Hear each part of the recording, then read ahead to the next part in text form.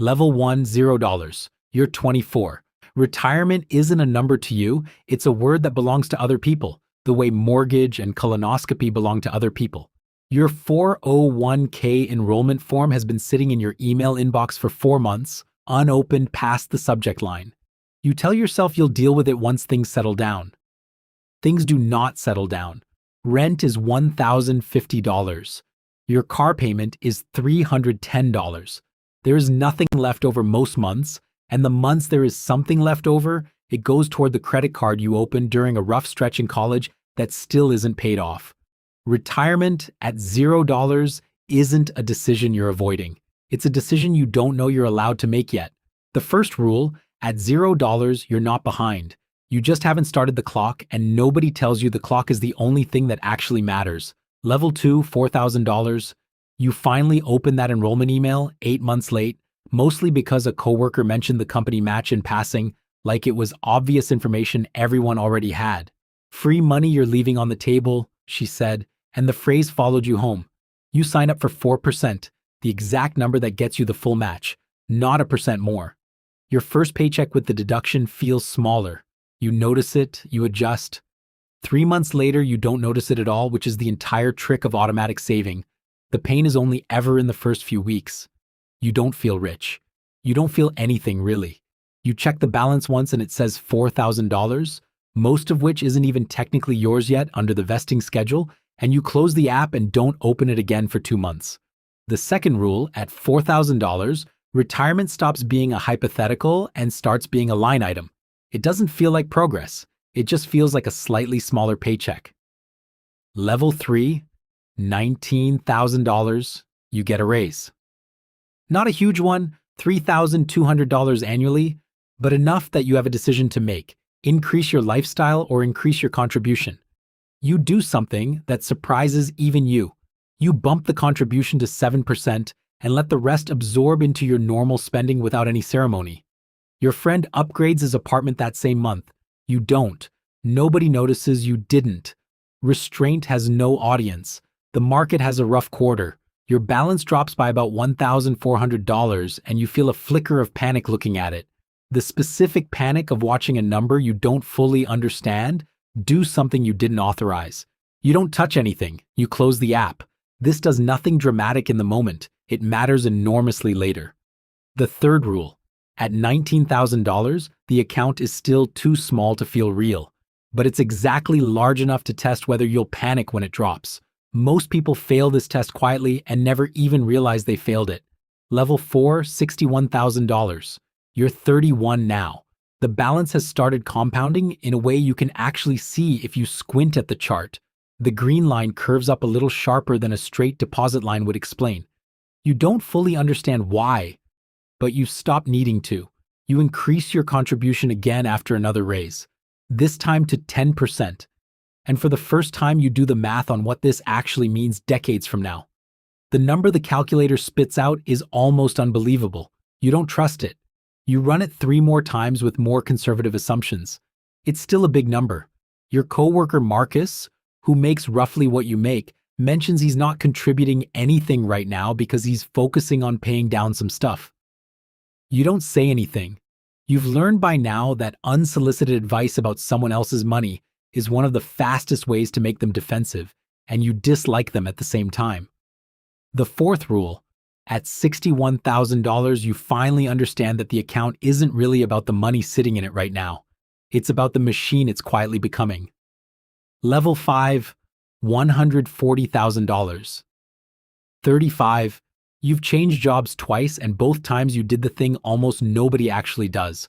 You rolled the old 401k directly into the new one or an IRA instead of cashing it out. This sounds obvious when you say it out loud. It is not obvious in practice. Cashing out is the path of least resistance, and roughly a third of people who change jobs take it, paying penalties and taxes on money that would have otherwise kept compounding untouched for 30 more years.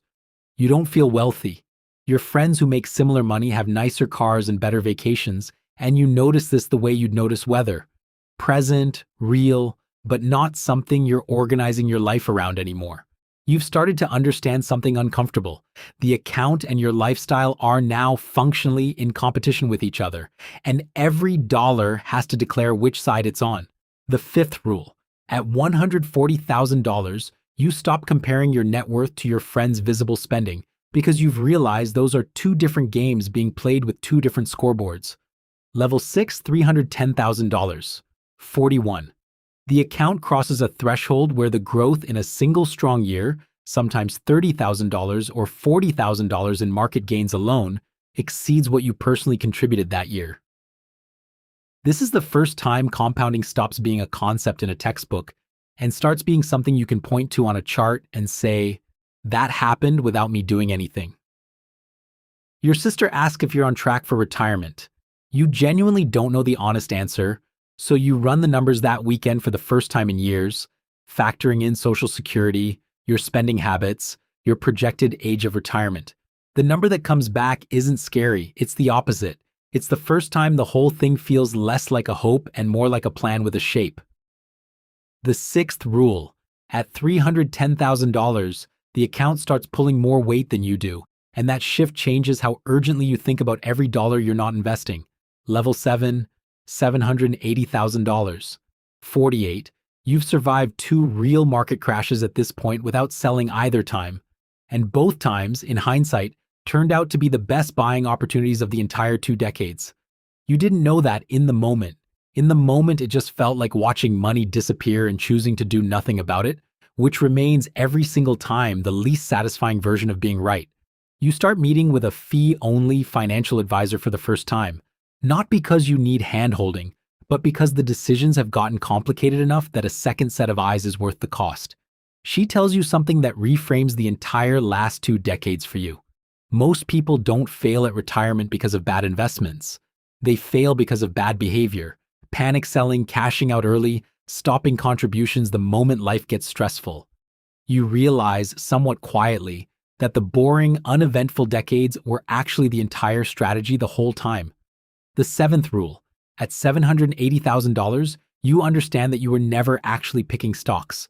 You were just refusing to interrupt a process that worked precisely because nobody was watching it too closely. Level 8, $1,700,000. 55.